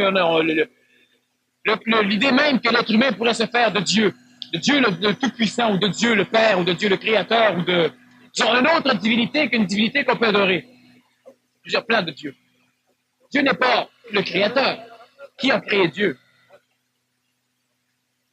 Est-ce que Dieu est la création? Ben, qui a créé la création? Au niveau hyper disons, en allant très haut, il faut bien comprendre. Dieu est une création. Il s'est créé tout en créant. C'est inconditionnel et c'est tout à fait relié au... Enfin, on reviendra à un moment donné sur la contingence même qui a permis l'apparition à un moment donné de toute l'affinité vibratoire qui permet l'évolution expérientielle, descendante et ascendante, descendante pour les divinités et ascendante pour les humains. Dans une conférence ultérieure. À l'instant même où il y a le temps et où il y a l'espace, automatiquement, le karma de la création, c'est déjà d'être créé. À l'instant où il y a des choses créées ou à l'instant où il y a une création, pour avoir une création, il doit y avoir une mécanique qui permette la comparaison. Donc, s'il y a une chose créée, c'est qu'il y a des choses qui ne sont pas créées. Parce que sinon, on ne pourrait pas dire il y a des choses créées. On s'en foutrait. À l'instant où il y a une chose créée, automatiquement, elle rentre en relation avec le reste, avec les choses qui ne sont pas créées. On pourrait dire que dans notre univers existentiel, il y a l'existence, il y a le temps, il y a l'espace, il y a l'évolution, il y a l'involution. Mais à l'extérieur de l'univers existentiel, il y a les choses inexistentielles, qui n'existent pas mais qui sont là. Dans la création, à l'instant où il y a une chose de créée, automatiquement, elle doit vivre une relation avec les autres choses créées. C'est le karma. Alors, c'est une condition même de la création que naisse la relation. Dans une création, les molécules du verre sont dans une relation où l'atome de silicium tourne, se promène, où les électrons ne se heurtent pas, parce qu'évidemment, on aurait un problème nucléaire. Bon, mais où les électrons se promènent et ils sont régis par la relation. La relation qui régit même le verre est la même relation qui régit deux verres. Frappez ensemble, il y aura une relation. Il y a automatiquement une réaction. Donc, le karma n'est pas pourquoi y a-t-il cette fichue loi? Ce n'est pas une loi. Pourquoi y a-t-il cette condition? Posons la question plus simplement, pourquoi y a-t-il la création? Et pourquoi y a-t-il la création? Parce que la création implique instantanément l'action de relation. Dans une action, il y a un déplacement. Dans un déplacement, il y a un déplacement d'une chose par rapport à une autre relation. Et dans ce déplacement, il y a des effets. Donc, il y aura automatiquement des réactions. Une réaction devient l'action qui entraîne l'autre réaction. Mais on est dans une échelle que de réaction. La réaction de l'eau tombant dans l'eau crée des remous. Mais la réaction de l'eau tombant dans l'eau est créée par l'action de mon bras qui tourne le verre. Donc, l'action de l'eau tombant est en réalité la réaction de mon bras. La réaction de mon bras faisant tomber l'eau crée une autre réaction dans le verre. Mon bras crée l'action, c'est faux. Mon cerveau crée l'action du bras. Le bras est une réaction qui crée une réaction qui engendre une réaction. Mais mon cerveau, lui aussi, réagit à ce que ma pensée veut lui donner ou à ce que mon esprit veut lui donner. Et ça réagit à la question que tu as posée. Et on revient jusqu'à l'essence même de la création. La seule action de l'univers a été la création. Le reste en découle. Vu que le reste en découle, l'humain est dans une forme de manipulation, ça veut dire que l'humain ne peut pas diriger. On ne peut pas diriger. Si on dirige, on se heurte contre le karma. Si on fait des choix non intelligents, donc non conséquentiels, donc non connaissants de ce qui doit être fait, automatiquement, on subit le karma. Pourquoi dans l'échelle planétaire, l'homme est-il écrasé par le karma? C'est que c'est lui qui décide de mener le jeu. Tu ne connais pas, tu peux mener. L'intelligence qu'il y a, moi, je vais mener. Mais à un moment donné, l'être humain ne mène que par l'émotion. Or, ce qui lui plaît, il embarque, ce qui ne lui plaît pas, il embarque pas. Donc, l'être humain mange avec un glacé, l'être humain fume, l'être humain fait ceci, l'être humain fait cela, même si ce n'est pas nécessairement écologique par rapport au plan qu'il nourrit. Son plan physique, par exemple, ou son plan vital. Alors, automatiquement, il y a des karmas qui écrasent. Mais à l'instant même où l'être humain devient intelligent, donc relié à la conscience supramentale, à l'instant où l'humain connaît par la vie, et non pas par la tradition, ou par la mémoire, ou par l'expérience, ou par l'expérimentation, à cet instant même, l'humain ne peut plus vivre le karma, l'humain vit dans le karma inkarmique, un karma qui te supporte. Tandis qu'à l'échelle planétaire, lorsque l'esprit a été terrestrifié, donc devenu humain, ou être humain pour être précis, automatiquement, le karma écrase. Alors pourquoi le karma? C'est une condition essentielle à la création. Pourquoi la création? À un moment donné, on reviendra sur une conférence pour répondre à cette question. J'ai déjà fait un peu, on reviendra. J'aurais une autre belle question. Donc, très vite, je vais la répondre. Très vite, OK. Je vais la résumer.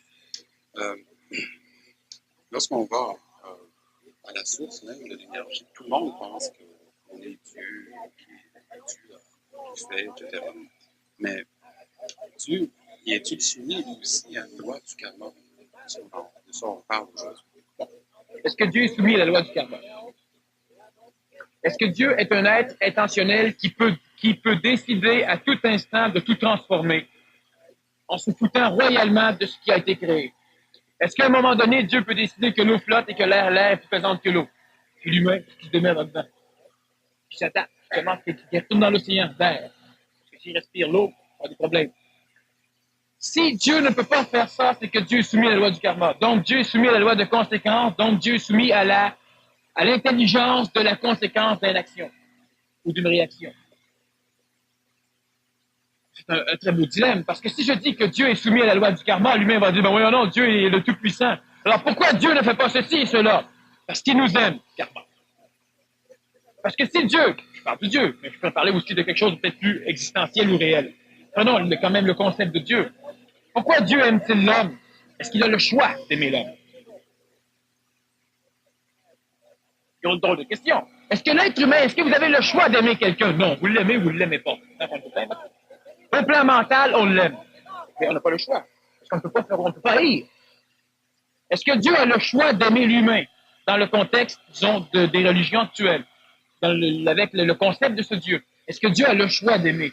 Est-ce que Dieu a eu le choix d'envoyer apparemment son fils unique à l'époque, il le plaît maintenant, unique, de venir se faire massacrer par les humains? Est-ce qu'il avait le choix? Oui. Pourquoi il l'a fait? Parce qu'il nous aimait. Est-ce qu'il avait le choix d'aimer l'homme? Non. Ben oui. S'il avait le choix d'aimer l'homme, on peut poser des questions. À un moment donné, on arrive toujours à l'idée que, en fin de compte, c'est carné. Dieu n'a pas le choix. Le problème de toute divinité, c'est l'homme. Le problème de tout humain, c'est Dieu. Et oui. Alors pourquoi les dieux, que ce soit les dieux romains, que ce soit les dieux ou le Dieu d'aujourd'hui, ils s'intéressent à l'humain. Ils pardonnent. Le choix. Il a besoin de l'homme. Les dieux sont des êtres descendants, n'est-ce pas, qui viennent voir l'homme. Oui. Mais le problème, c'est que lorsqu'un dieu descend, il se terrestrifie, c'est-à-dire qu'il devient un peu plus homme. Et lorsqu'un dieu prend un corps de chair, c'est un homme. Un être humain tout à fait normal qui devra maintenant apprendre à revenir. Lorsqu'un dieu vient toucher l'humain, le dieu devient humain. Les êtres, ce qu'on appelle divins, sont des êtres. On dit aussi, même dans les religions actuelles, que l'être humain a déjà été un dieu, ou que l'être humain est un dieu potentiel, ou un dieu qui s'ignore, ou etc. Lorsque l'esprit descend son doigt sur la planète, le doigt ignore tout à fait, parce que le doigt est dans une brume. Le doigt baisse en vibration, donc en état de conscience. Alors, à un moment donné, le doigt se dit, je suis un doigt. Et je suis le seul et unique doigt déconnecté de tout. Non, il y a un bonhomme en haut qui va haut ce doigt. Le doigt se dit, mais qu'est-ce qui se passe? Alors, à un moment donné, il découvre qu'il y a peut-être quelqu'un en haut. Mais ce quelqu'un n'est pas quelqu'un, c'est une partie de lui en haut et c'est une partie de lui en bas. Mais lorsque l'être humain baisse en vibration, il ignore, il oublie, il finit par perdre, il devient, plus il baisse, plus il devient animal. Bon. Lorsque les dieux, qu'est-ce que c'est les dieux? Les dieux sont les énergies spiritiques ou spiritisées qui n'ont pas le choix d'être baissés en vibration dans l'univers créé. Et l'être humain est cette partie spiritisée qui a maintenant frappé les confins d'identification et qui maintenant révolue pour retourner. Retournant, il reçoit Dieu et il récupère Dieu et il empêche Dieu d'aller s'écraser le nez à terre. Alors Dieu s'écrase sur l'homme et l'homme frappe Dieu et l'homme apprend de Dieu et l'homme aide Dieu. Donc, Dieu a nécessairement, obligatoirement besoin de l'humain. Dieu a créé l'homme, mais ça va de soi. C'est Dieu, quand il est devenu matière, qu'il était l'homme. Autant dire que l'homme s'est créé. Mais l'homme, dans le contexte d'ignorance où il ne s'est pas créé. Il a été créé par lui, dans un contexte où il savait. Mais pour pouvoir devenir matière, il doit perdre en vibration. Donc, il perd en conscience, donc il ne sait plus. Il ne sait plus qu'est-ce qu'il fait là. Il ne sait plus qui l'a créé. Il ne sait plus de quelle façon se répète le Père. Il ne connaît rien des galaxies. Il ne connaît rien de la création. Il a tout perdu. Il ne sait même pas comment il fait son corps. Il ne sait plus. Ne sachant plus, mais l'être humain était suffisamment intelligent pour créer des concepts archétypaux sur lesquels il va pouvoir se référer. Les indigènes vont parler vont avoir des cultes des ancêtres. On crée une mémoire, on crée le ciel. On se retrouver. On crée les religions, on crée le culte, on crée les traditions, on crée les méthodes. On crée les écoles, on crée les sociétés. Et lentement, on rebâtit les choses pour permettre à l'humain animal de devenir un être humain et de devenir un dieu. Ou un nouveau, disons, un surhomme, mais par la suite un dieu. Donc, Dieu est effectivement régi par le karma. Mais si je dis cela, l'homme ancien va dire, ben voyons, Dieu est tout-puissant, Dieu est ceci, Dieu est cela. Pourquoi a-t-il créé l'univers? Si Dieu n'est pas régi par la loi du karma, pourquoi a-t-il créé l'univers? Parce que ça y tentait. Pourquoi ça y tentait? Pourquoi un être intelligent crée-t-il un paquet de problèmes? Ben oui! Pourquoi crée-t-il l'humain à son image? Il dit à l'humain, toi, je te laisse libre. Si tu me fais chier, je t'envoie en enfer. Et si tu me plais, je t'envoie... Pourquoi? À la droite de partout. Dieu partout. Pourquoi Dieu a-t-il créé l'univers? Il n'est pas régi par la loi du karma. Bon, je pose la question. Je ne réponds pas, ça ne me plaît pas. Parce qu'on n'aura pas le temps. Je répondrai rapidement. Alors, comme tu constates rapidement, mon œil. Bon, on va de toute façon, les conférences ne se terminent pas là. Il y en a d'autres. Et à un moment donné, de toute façon, plus ça va aller, plus on va aller chercher des sujets. De toute façon, les sujets sont relativement intéressants toujours. Mais à un moment donné, on va aller aussi fouiller dans ces sujets. Alors, je vais procéder à la lecture des questions qu'on vous posez. Je vais essayer d'en rassembler pour que je puisse en passer le plus possible. Comment et où avez-vous appris tout ce que vous êtes, tout ce que vous dites? Qu'est-ce que vous pensez de l'insinuation? Dans le même ordre, comment sais-tu si tu détiens la vérité? Comment te croire ou savoir? Daniel Camp, qui es-tu? D'où détiens-tu toute cette science? Bon.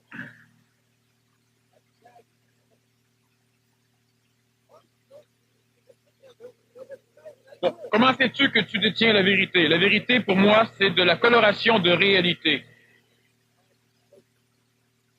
Donc, chacun peut avoir sa vérité, mais il n'y a qu'une réalité. Je ne détiens pas de vérité, j'observe les choses telles qu'elles sont. Maintenant, ce n'est pas à vous de me croire. Comment te croire ou savoir? On ne doit pas me croire, on doit se croire. Si ce que je dis va avec si ça peut servir à quelque chose, on le prend. Si ça n'a aucun sens, on oublie. Mais croire, ce n'est rien croire. Si ce que je dis est tout à fait authentique, le croire ne vous amènera pas à la conscience. Si ce que je dis est tout à fait faux, le croire ne vous amènera pas à la conscience. Ce que je dis, je le dis. Ce que vous entendez, vous l'entendez. Ce que vous colorez, interprétez, vous le faites. À un moment donné, on me demandait, est-ce qu'il y a un livre sur la planète qui dit que des choses réelles? Tous les livres disent des choses réelles de toute façon, parce que vu qu'une personne lit le livre, elle l'interprète de toute manière. Alors même si on aurait un livre tout à fait pur de réalité, plus en vérité si vous voulez, tous les humains vont avoir leur vérité différente en lisant le même livre. Chose en écoutant. Alors je ne détiens pas de vérité, j'observe la réalité telle qu'elle est et j'en parle. Maintenant, une chose qui doit être comprise, d'où je tiens ces connaissances, je les prends là où elles se trouvent. Là où elles se trouvent, c'est une région qui peut porter le nom pour qu'on puisse communiquer d'énergie supramentale, d'énergie christique, enfin, on peut donner un nom. Chaque être humain a la faculté d'aller chercher les mêmes connaissances, disons le même savoir que moi. La seule chose qui est extrêmement nécessaire, c'est l'anégoïsation. L'être humain ne doit pas être égoïque. Donc, il ne doit plus rester d'égo ou d'orgueil chez lui. Ça va se faire. L'humain évolue malgré lui. Tout ce que vous savez aujourd'hui, que vous vibrez, vous l'avez appris, mais vous n'avez jamais recherché la leçon. Mais vous avez eu la leçon. En plein visage, et vous avez appris. L'humain évolue malgré lui. Alors, malgré vous, un jour, vous allez tout savoir. Et malgré vous, un jour, vous allez être parfaitement heureux. Bon, voilà. Comment et où avez-vous appris? Je n'ai rien appris, je n'apprends pas. J'apprends lorsque je parle. Comme vous apprenez en m'écoutant, j'apprends moi aussi en m'écoutant.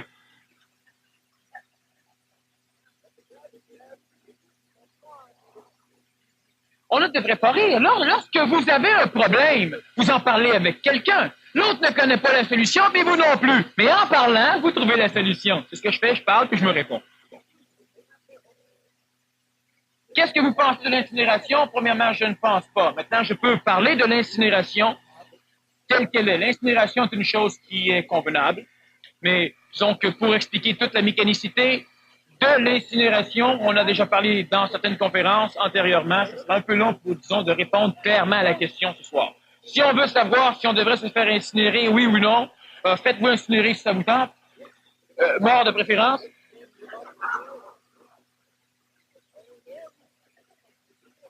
Mais disons que c'est préférable de faire incinérer un corps au moins quelques jours après la mortalité du corps. C'est préférable. Disons 2 ou 3 jours. Et si une personne meurt dans un incendie, elle est incinérée vivant. Bon, évidemment, les 2-3 jours ne peuvent pas être respectés. Ça crée certains problèmes très bénins, très minuscules. C'est-à-dire que l'évolution de la personne va servir la personne, mais ne pourra pas servir à augmenter d'un millième de cran l'évolution de l'humanité. Tandis que si une personne se fait incinérer 2 ou 3 jours après sa mortalité, sa vie elle-même, la mémoire de sa vie ne sera pas détruite par le feu, donc ça va aider à l'évolution d'un millième de cran de l'humanité. Donc, une personne qui meurt incinérée ou qui meurt incendiée, bon, c'est pas grave pour elle. Ça ne nuit pas à l'humanité, sauf que sa vie ne servira. C'est-à-dire que la mémoire de sa vie ne pourra pas servir l'humanité comme si elle aurait été enterrée, ou comme si elle aurait été immergée, ou comme si elle aurait été incinérée, disons, 3 jours après. Alors, ça change quoi? Approximativement rien. Pour l'individu, ça ne change absolument rien. C'est ce que l'on veut savoir? Parfait, aucun problème. Si on veut faire à la perfection, on se fait incinérer 2-3 jours après. Comme on n'est pas là pour leur dire, ça peut compliquer un peu plus. Alors voilà, d'autres questions. Décidons-nous de notre karma avant notre naissance, entre la mort de notre vie antérieure et la naissance dans celle-ci. C'est-à-dire,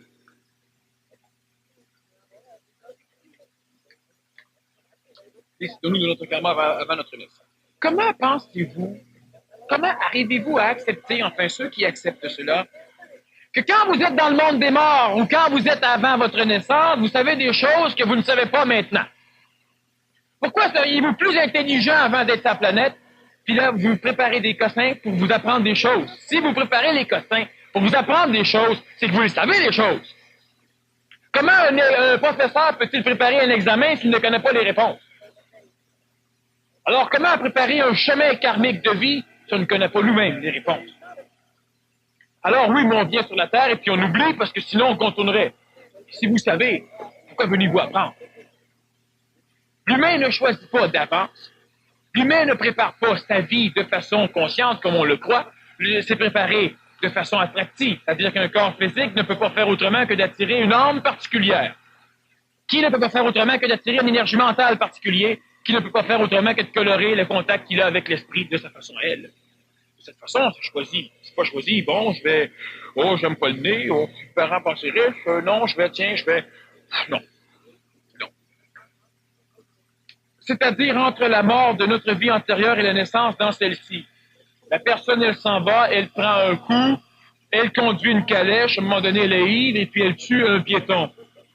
Elle-même meurt quand la calèche se renverse, se fait écraser. Donc, dans cette vie-ci, elle devra naître et recevoir comme enfant le piéton mort et l'avoir handicapé l'enfant de façon à pouvoir souffrir ou apprendre. Alors, qu'est-ce qu'on a à apprendre? De cette façon, ça, c'est des choses qui ont été enseignées au niveau du karma dans les traditions. C'est faux. Le seul karma de vos vies antérieures que vous devez supporter, c'est ce que la société devient. Si chacun d'entre les Blancs devient raciste dans cette vie-ci, et qu'il n'est blanc dans la société future, et que dans la société où il va naître, il y a une guerre entre les jaunes, les noirs et les blancs, c'est son karma des vies antérieures. Mais vous ne venez pas, j'ai tué quelqu'un, je nais dans un autre monde et on me tue. Brillant, sacre bleu. Ça ne marche pas comme ça. Le seul karma des vies antérieures que l'humain donne, exactement comme lorsque vous mettez un enfant au monde, vous vous réincarnez déjà dans lui. Sauf que l'être humain normal, le parent, essaie d'être tout à fait réincarné. Il veut que l'enfant devienne tout ce que lui aurait pas pu être. Bon, on le chouchoute, on veut qu'il soit bon comme nous autres, on veut qu'il soit meilleur, on veut qu'il soit bon. Mais lorsque l'enfant met un enfant au monde, et lorsque l'enfant met un enfant au monde, à un moment donné, il y a des choses de vous. La génétique, elle se transmet. Et bon, tout qui ressemble donc à son grand-père. Oui, le grand-père est mort, parce que sinon, il ne ressemble pas à son grand-père. Pas assez. En vieillissant, il va lentement se détacher de la ressemblance de son grand-père. Mais à un moment donné, il va ressembler à quelqu'un de la famille. Vous revenez au monde. De toute façon, pour ceux qui ne vivent pas la réincarnation, vous êtes présentement venus au monde dans un monde créé par vos ancêtres. Et vous payez donc le karma des vies antérieures, c'est-à-dire du passé. On paye le karma du passé. C'est le seul. On n'amène jamais de karma personnel avec nous. On ne meurt pas qu'un sac à dos qu'on réussit à trimballer partout dans le monde des morts et qu'on réussit à ramener en ventre de sa mère pour renaître avec ce karma-là. On ne le fait pas. Vous naissez handicapé, votre mère a eu un accident, elle a déboulé, elle a pris des médicaments, c'est passé ceci, c'est passé cela. Ce n'est pas votre karma. C'est le karma de la société.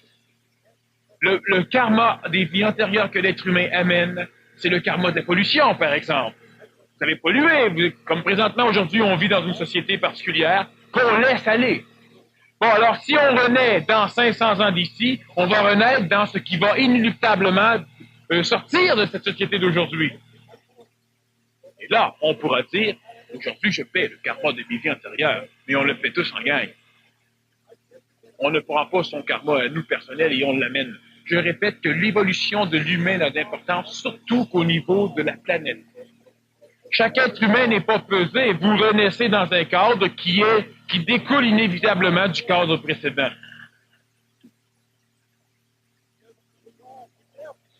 Alors, question dans le même cheminement. L'éternel retour est-il vrai? Si oui, nous revivons toujours les mêmes choses. Nous sommes immortels. Ça qu'à être niaiseux. Et est-ce que l'heure de notre mort est déterminée?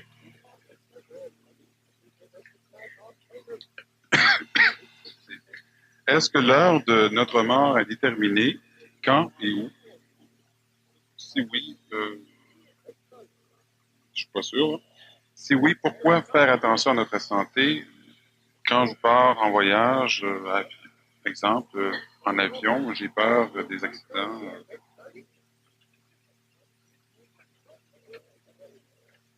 Bon. L'éternel retour est-il vrai? Non. L'humain a déboulé des marches, puis pas certain, il monte. Je répète, un jour, je vais faire une conférence suffisamment magistrale dessus, mais ça ne sera sans doute pas au centre de l'universalité. Ça va s'intituler La raison de l'évolution, ou la raison de l'homme, ou la raison de la création. Une chose que je peux donc résumer, c'est que l'être humain a une fonction. Il peut être créé, peut plaire à Dieu. L'être humain est une partie de cette création, de ce Dieu. L'être humain a une fonction, c'est de bloquer l'évolution expansive de l'univers. Le retour, l'éternel retour, non. C'est bien évident que lorsqu'un être humain vit, par exemple, comme dans un pays sous-développé, disons, un pays, disons, plus ou moins sous-développé, prenons l'exemple de l'Inde. L'Inde qui est le premier continent à avoir reçu la 5e race mère, la race blanche, la race indo-européenne. La race neurologique blanche, pas de la race cutanée. Bon, c'est pas blanc. Ça, c'est blanc. Ça, c'est blanc. C'est un nom qu'on donne au niveau ésotérique. L'Inde est resté ce qu'il a été toujours pour la simple raison que l'humain n'avait plus l'évolution, elle est exponentielle. C'est-à-dire que plus on évolue, plus vite on évolue. Alors pendant longtemps, l'évolution était horizontale, horizontale, horizontale. Évidemment, les hindous qui mouraient renaissaient dans le même pays. On était traditionnels. Alors la personne revenait toujours dans le même état et c'est eux qui ont amené l'idée que l'éternel retour. C'est sûr, il n'y a rien qui change. Puis là, 3 millions d'années, la vache est sacrée. Puis là, 2 millions d'années, la vache est sacrée. Puis là, 50 années, la vache est encore sacrée. Ça crée un autre problème. Lorsque l'être humain revient toujours, il a toujours l'impression d'être dans le même état. Les lacs sont les mêmes, le pays le même, les turbans sont les mêmes, la tradition. La tradition qui est la base la plus solide pour permettre à l'humain débutant son ascension de pouvoir évoluer. Et la tradition qui est le frein le plus magistral pour empêcher l'humain de décoller lorsqu'à un moment donné, il a réussi à comprendre. Ça, c'est une chose. Est-ce que l'heure de notre mort est déterminée quand on est? Si oui, pourquoi faire attention à notre santé? Quand je pars en voyage, exemple, avion, j'ai peur des accidents. Ai-je raison? Mais on n'a jamais raison d'avoir peur. Parce que si l'avion tombe, peur, pas peur, elle tombe. La peur donne des ailes et pas assez grosse à voler un avion. Bon. Et si on a peur, si on n'a pas peur, si l'avion tombe, elle tombe quand même. On n'a pas raison d'avoir peur. J'ai déjà fait des conférences de toute façon sur les mécanismes de la peur, alors je ne vais pas trop élaborer là-dessus. Par contre, est-ce que l'heure de notre mort est déterminée quand on est? Si oui, pourquoi faire attention à notre santé, etc. Lorsqu'une personne me dit, moi, je fume 8 cartoons par jour, ben, j'y fume avec mes chums. Les cartoons, pas tout seul. Je pensais pas que c'était nécessaire que je le dise. Bon. Alors, je fume énormément, mais tu sais, mourir de ça ou d'autre chose. C'est vrai. Moi, je vais mourir à temps donné, et lui, même temps que moi. À quoi ça m'a servi de pas fumer? Ah, il a passé 25 ans souffrant de cancer du poumon. Moi, j'ai passé 25 ans à me promener, à courir, à faire du jogging, à être en santé. Mais on meurt en même temps. J'aime autant passer le reste de ma vie en santé que de la passer souffrant et malade. Pourquoi faire attention à sa santé? Question émotive. Est-ce qu'il y a une raison intelligente de faire attention à sa santé vu que notre heure de mort est déterminée? Je ne dis pas qu'elle est déterminée, là, je prends. C'est son comme. Où est l'intelligence? Mon heure de mort est déjà déterminée. Il faut faire rester ici comme ça. C'est ça. Mais vu que tu restes ici puis t'attends, tu souffres. Souffrant, tu bouges. À un moment donné, ben là, on te met de l'esthétique, de la forme, de l'astral devant toi. On te présente c'est un gars, une jolie femme. Ou c'est une femme, un joli tableau, ou un joli homme, ou quelque chose. Puis là, tu te dis, bon, ben la mort, tout ça m'a bougé pareil. Oui, parce que sinon, l'humain ne bougerait pas. Pourquoi l'humain souffre? Parce que l'humain doit évoluer, l'humain doit faire quelque chose. L'humain évolue parce qu'il est écœuré de souffrir. Et pourquoi l'humain a peur de la mort? Imaginez-vous si l'humain n'a pas peur de la mort. 15 temps de la vie. L'humain reste en vie, pas parce qu'il aime vivre, parce qu'il a peur de la mort. Lorsque la mort ne fait plus peur, souvent l'humain... Sauf lorsque l'humain a suffisamment d'intelligence pour voir l'intelligence de la vie. Alors il n'a plus peur de la mort. Et parce qu'il sait mourir, il sait vivre. Mais non, on rentre dans l'homme nouveau, dans l'homme transitif. Est-ce que l'heure de la mort est déterminée à notre naissance? Qu'est-ce que ça peut vous faire? Ça n'a rien changé. C'est une question qui n'a même pas d'importance d'être répondue. Chose qui est sûre, c'est que celui qui boit et qui conduit son auto comme sur une piste de course sur le métropolitain va mourir plus vite qu'un autre. Alors on va dire oui, parce qu'il avait à mourir, parce que s'il n'a pas à mourir, c'est un fait. Tous ceux qui s'arrangent pour mourir jeunes ont à mourir jeunes. Tous ceux qui s'arrangent pour mourir plus vieux ont à mourir plus vieux. Et moi, je suis né pour un petit pain. Et oui, c'est un fait, c'est le même phénomène. Pourquoi me forcer à ci, à ça? Lorsque la femme était née pour être esclave de l'homme, était l'esclave de l'homme. Lorsque la même femme a commencé à douter de ça, elle a commencé à souffrir. Lorsque la femme a mis tout à fait en question cet état de choses, elle a souffert en maudit. Parce que l'homme ne voulait rien savoir, la tradition ne veut pas savoir rien du neuf. À un moment donné, la femme, elle a commencé à être peut-être aussi capable de fermer des ventes, d'être une femme d'affaires, d'être ceci, d'être cela, d'être cela. Et là, lentement, on finit par penser que peut-être que ça a toujours été permis que la femme soit l'égale de l'homme. Ou du moins le complément, mais à son niveau. Mais non, il n'y a rien qui a changé, sauf qu'à un moment donné, il y a la conscience. L'humanité évolue, la conscience évolue. C'est la même chose. Se demander quand est-ce qu'on va mourir. C'est se demander quand est-ce qu'on va suffisamment frotter les murs du karma pour se faire arracher la peau. C'est la même chose.